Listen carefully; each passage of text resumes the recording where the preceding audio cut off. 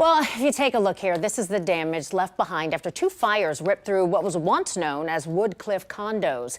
These fires have people in Whitehall wondering who's protecting this property and when the project will finally be demolished. The property is located at the intersection of Hamilton and Poth Roads, and that's not too far from John Glenn Columbus International Airport. New at 6 tonight, 10 TV reporter Kevin Landers went to the city for answers. It's a crumbling eyesore at the front steps of Whitehall.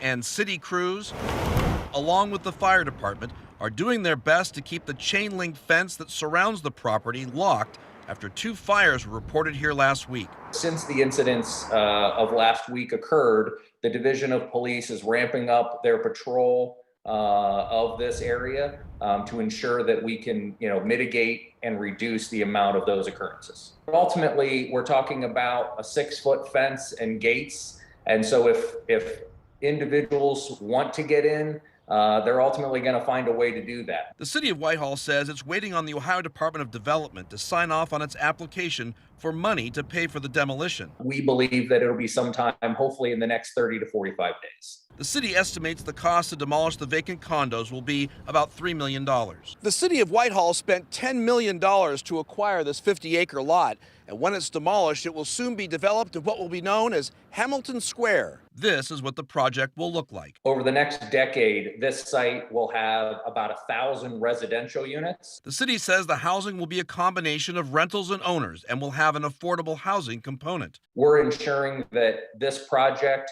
will be for people who want to live there, for the guy making the $4 cup of coffee and for the guy buying the $4 cup of coffee. There will be retail and office space as well in areas called the North, South, and East Villages. The $250 million project is expected to generate 3,000 construction jobs and 1,000 permanent jobs. Meanwhile, the city says it's doing what it can to keep the property off limits from criminals. At the end of every shift for our service department, before they leave, they check the gates every evening. In Whitehall, Kevin Landers, 10 TV News.